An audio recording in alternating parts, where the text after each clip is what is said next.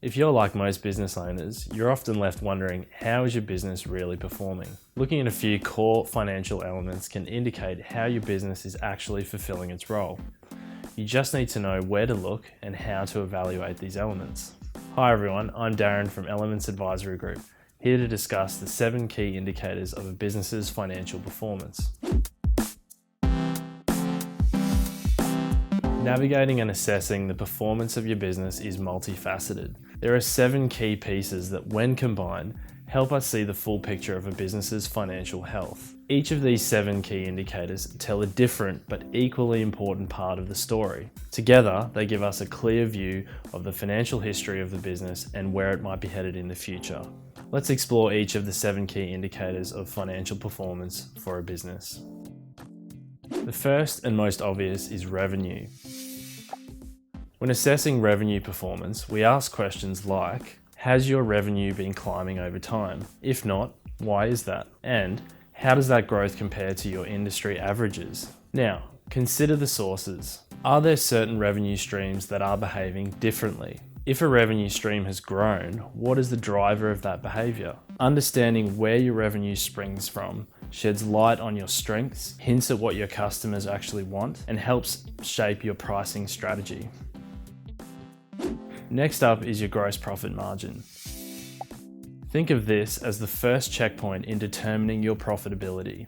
It shows what's left of your revenue after covering the direct costs of producing your product or your service. If a margin is deteriorating over time, then it may be time to revisit your costs and your pricing. If you want to improve your gross margin, consider increasing your markup or your pricing of materials and labor, negotiating better pricing with suppliers, or finding ways to deliver your service more time cost effectively. The gross margin is your early warning system, helping you nip financial troubles in the bud before they snowball into larger financial issues.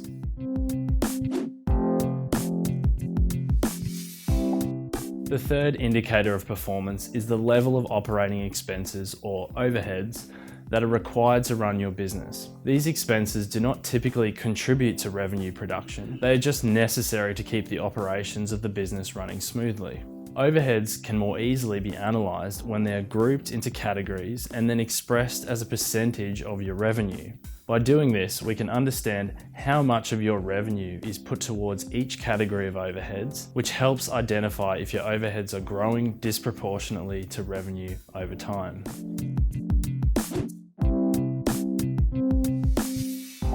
Why take on the risk and stress of being in business if you cannot produce a profit, right? The next obvious indicator is profitability, which is the indication of the amount of revenue that remains after paying all direct costs and all operating expenses. If your business is not profitable, you are not making any return on your investment of time and money. And if your business is making a profit, it needs to be enough to fund reinvestment into your business, repay debt, and fund dividends to owners. It's important to monitor profitability each month because change and improvement in profitability results can take time to turn around.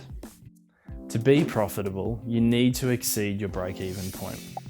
The break-even point is the amount of revenue that is required to make $0 of profit. At this point, you are making nil profit but nil losses. It's important that a business operates well above its break-even point consistently, as a business still needs to reinvest in growth, fund debt, and pay dividends. If a business is operating at break-even, it won't be able to do any of these things. Make sure you know where your break-even point is, and make sure you operate well above that point each month.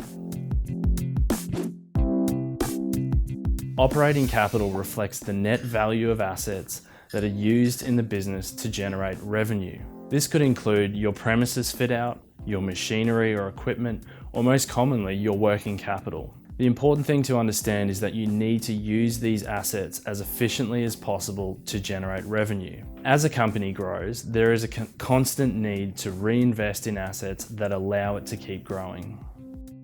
The final and arguably most important is free cash flow.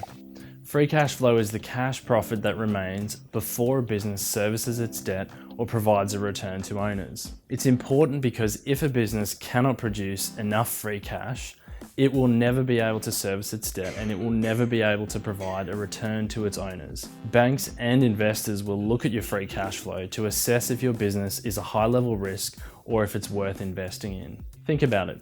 Why would someone invest in a business that cannot provide any dividends? Or alternatively, why would your bank lend you the money if the business cannot produce enough cash to pay its debt back? By monitoring free cash flow, you can understand your business's ability to self-fund its growth or whether you're going to need constant capital injections to support its growth. If you're interested in measuring your business's financial performance, use these 7 key indicators to assess your growth and better understand the potential inhibitors for growth. If you'd like advice on how to improve your business's performance, our specialist advisory team can conduct a financial performance assessment on your business where we explore these 7 areas of financial performance with actionable insights to help you improve and grow. You can find out more about the financial performance assessment on our website at elementsadvisorygroup.com.au. Thanks for listening and good luck with your business journey.